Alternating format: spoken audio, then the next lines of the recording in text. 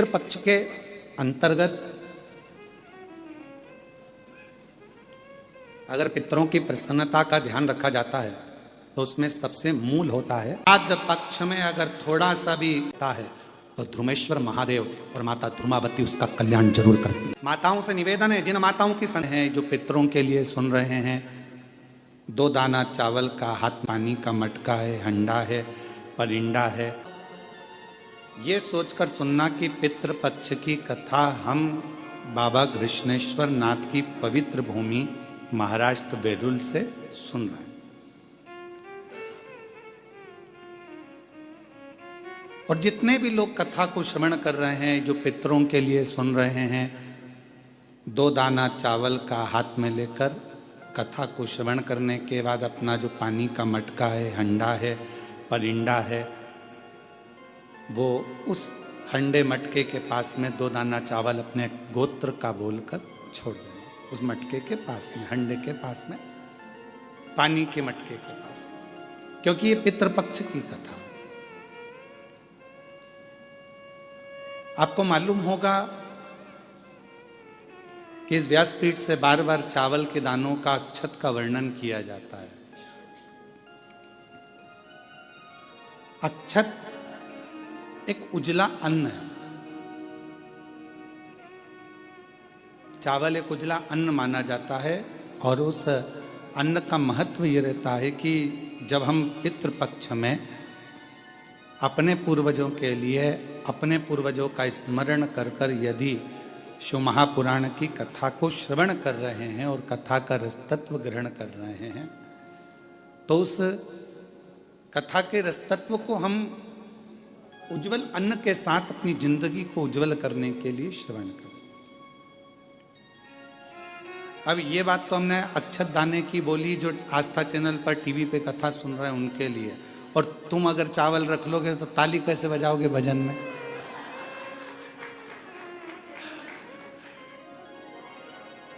तो 16 श्राद्ध के रूप में आज भी गिने जाते हैं। पितृपक्ष के अंतर्गत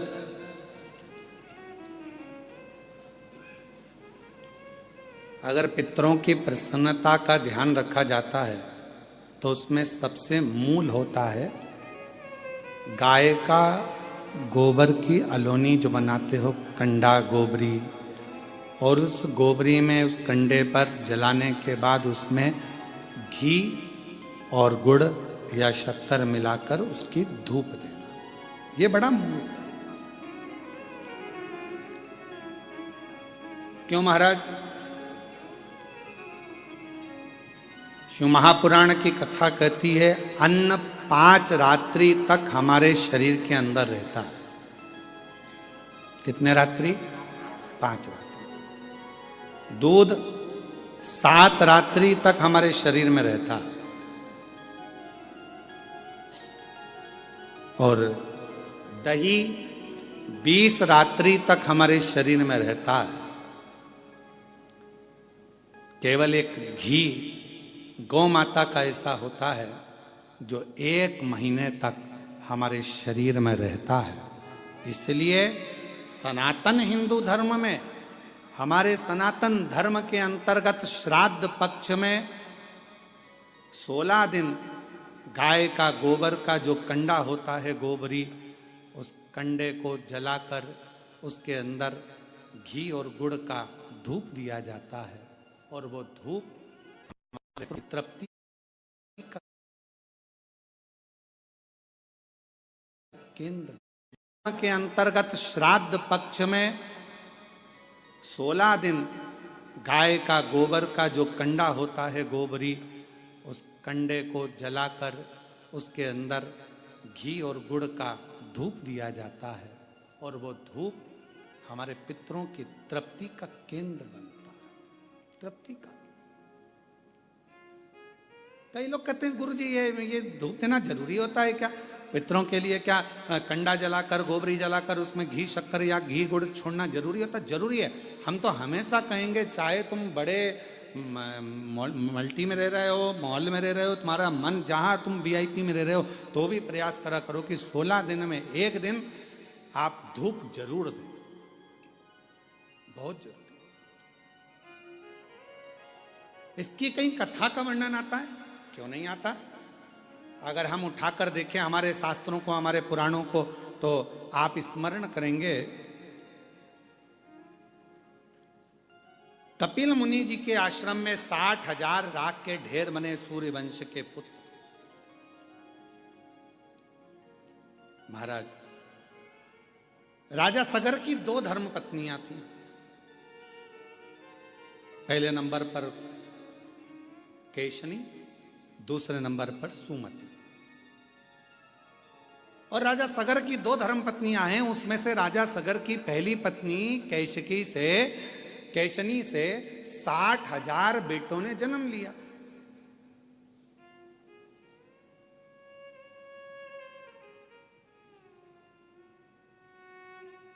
अब कई लोगों के मन में एक प्रश्न खड़ा हो जाता है, गुरु जी एक बच्चे को नारी जन्म देती है, पितृपक्ष की देवपितृ श्री शिव महापुराण बेल्लूर से जो चल रही आस्था चैनल पर लाइव ऑनलाइन, उस कथा का मूल बिंदु समझना, घी और गुड़ का, धूप का मतलब क्या होता है, उसका कितना फल होता है, समझिए।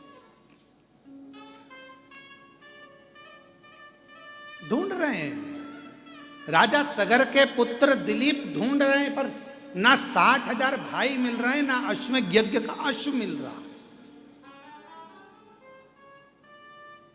नहीं। तब आखिरी में ढूंढते ढूंढते वशिष्ठ ऋषि के पास राजा दिलीप पहुंच गए। हाथ जोड़कर प्रार्थना करी, गुरुवर ढूंढते ढूंढते मैं थक गया, ना अश्व मिला, ना मेरे 60,000 भाई मिले, कृपा करिए। ना मेरे भाई मिल रहे हैं 60,000, ना अश्वमेध यज्ञ का अश्व मिल रहा है। आप करुणा करें, आप कृपा करें, आप दया करें, कुछ तो करिए बाबा, कृपा करिए बाबा। वशिष्ठ बाबा ने नंदनी गाय को बुलाया।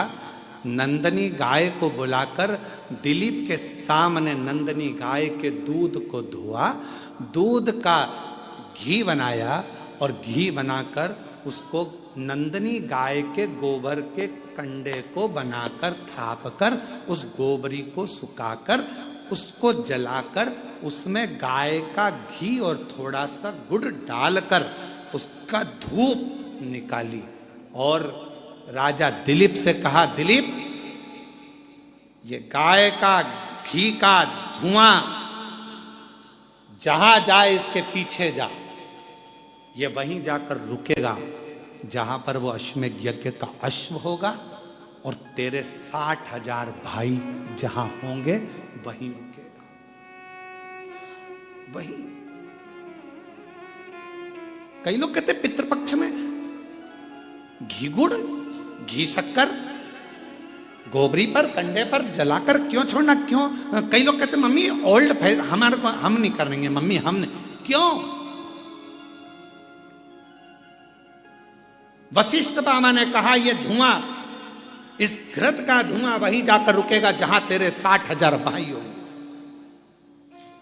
ये घृत का धुआं वहीं जाकर रुकेगा जहां पर वो अश्वमेध यज्ञ का अश्व होगा।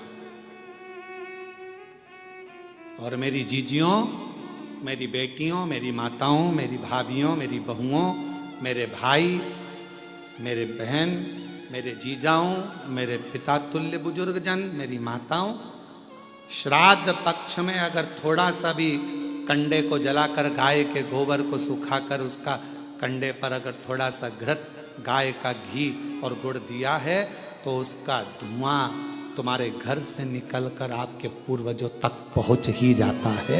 उस धूप का फल पहुंच, वो धूप का फल पहुंचता है। हे राजा दिलीप, जाओ इस धुएं के पीछे पीछे जाओ। राजा दिलीप चल दिए, धुआं आगे। और हमारे यहां शिव महापुराण में तो धुएं की बड़ी महत्वता है, क्योंकि भगवान शंकर का नाम ध्रुमवान है और माता पार्वती का एक नाम ध्रुमावती है। आज भी दतिया में, जबलपुर के पास धूमा गांव में माँ ध्रुमावती माता के दर्शन होते। शिव जी का एक नाम ध्रुम है, ध्रुमवान।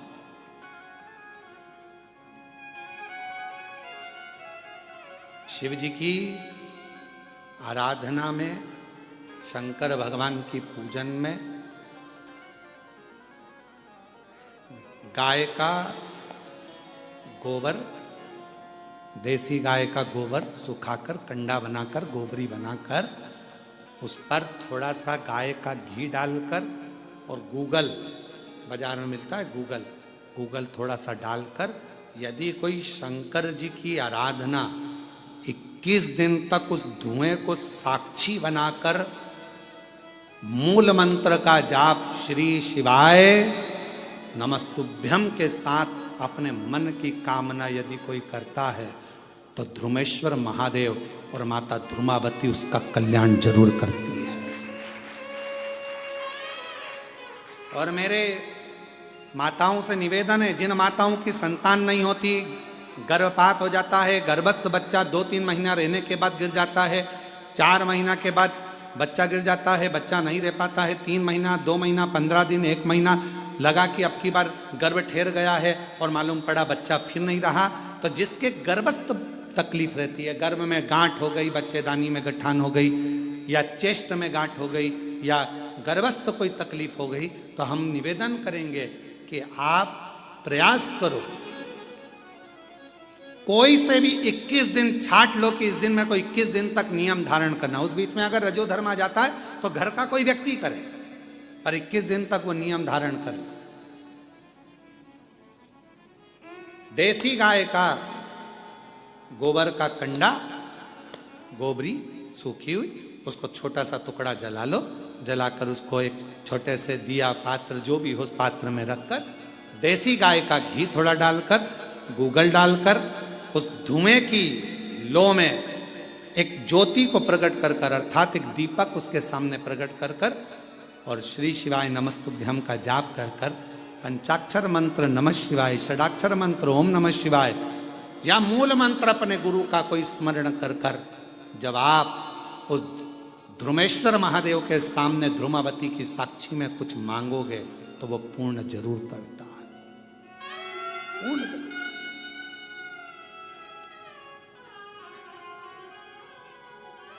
पूर्ण करेगा। बोल ध्रुमेश्वर महादेव की, ध्रुमावती माता की। ध्रुमेश्वर महादेव और ध्रुमावती माता ये धुएं के रूप में प्रकट हुए, धुएं के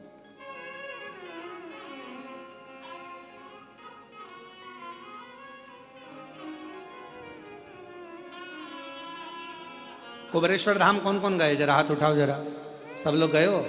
संध्या की आरती के दर्शन किए हैं आप लोगों ने? संध्या की आरती के अगर दर्शन करे हो तो वहां पर पहले गूगल की धुनी दी जाती है।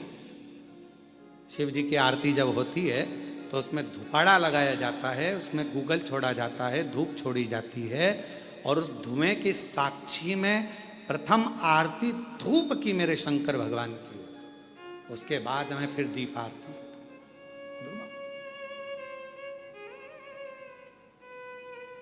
और कहीं कहीं आरती में आपने दर्शन करा होगा कि धूप की आरती के बाद धूपाड़े को रख दिया जाता है, उसके बाद दीप आरती होती है। पर हमारे कुबेरेश्वर धाम में धूप और दीप दोनों आरती साथ में होती है। ध्रुपेश्वर महादेव, धुमेश्वर महादेव की भी, मतलब अर्थात धूप से आरती, और दूसरा ज्योति में जो त्रिलिंग होता है इसलिए ज्योति की आरती, ये दोनों एक साथ उतरती है, दोनों साथ चलती है। पर शुरुआत ध्रुमेश्वर से हो जाती है। और शंभु ढूंढते ढूंढते इन्होंने यहां पर आए और इनके प्राण चले गए, तो भूखे भी थे, प्यासे भी थे, कुछ भाग नहीं लिया। इनकी तृप्ति कैसे होगी? मुक्ति कैसे होगी?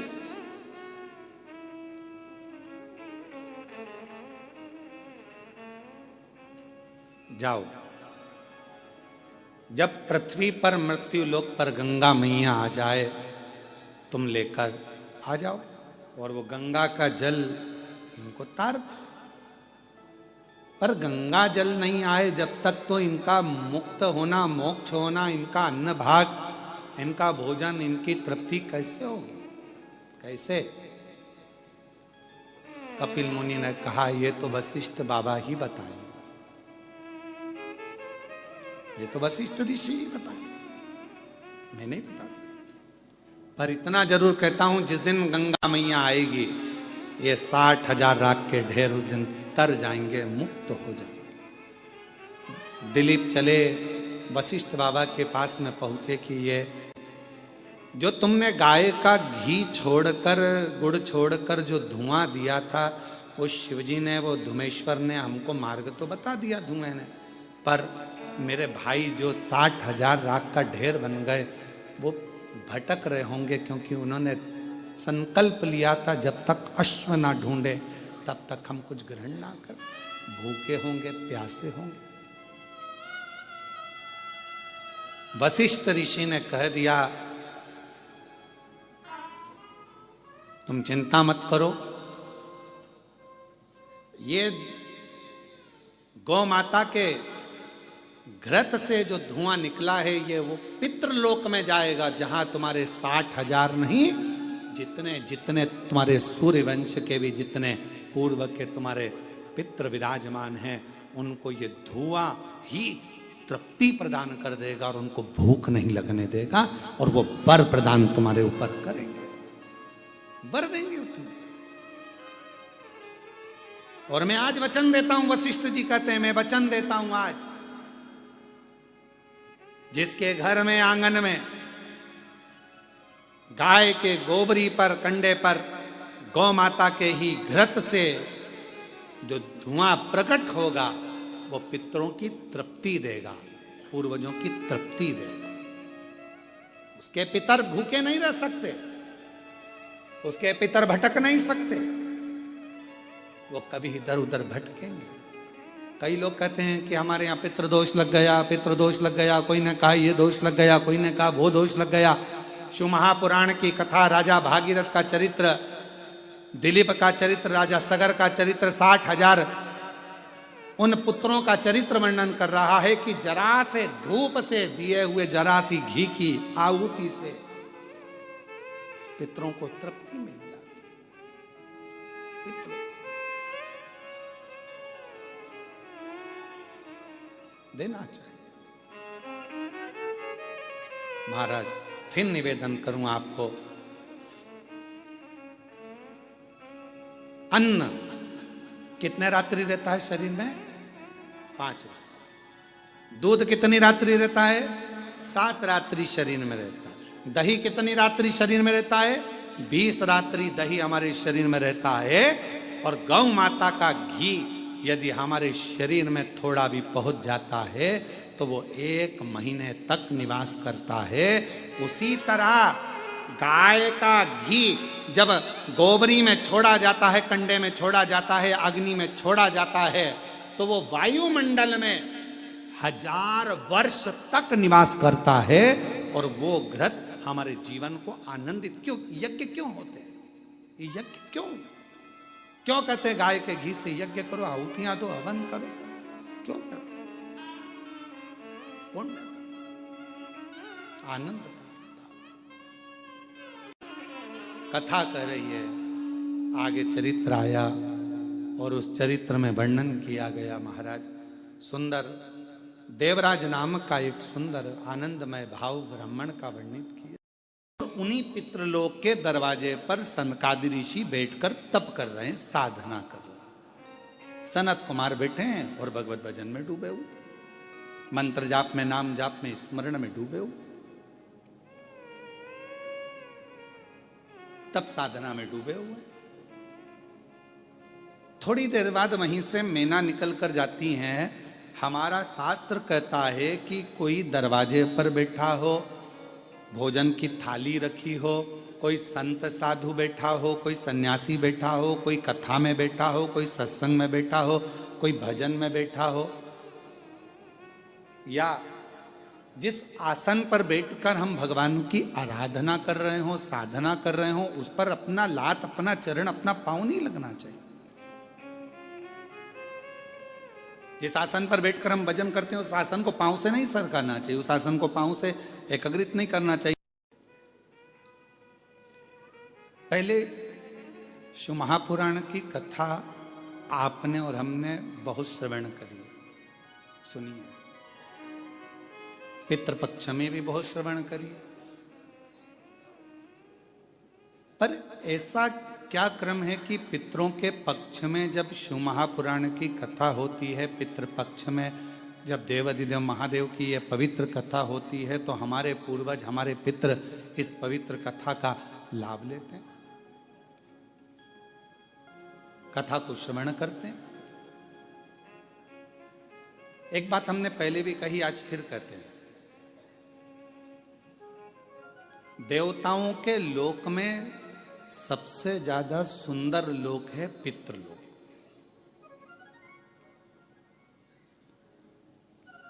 और देवताओं के लोक में सर्वश्रेष्ठ सबसे सुंदर लोक अगर माना गया है तो पितृलोक माना गया। जिस पितृलोक में पितृ निवास करते हैं, रहते हैं।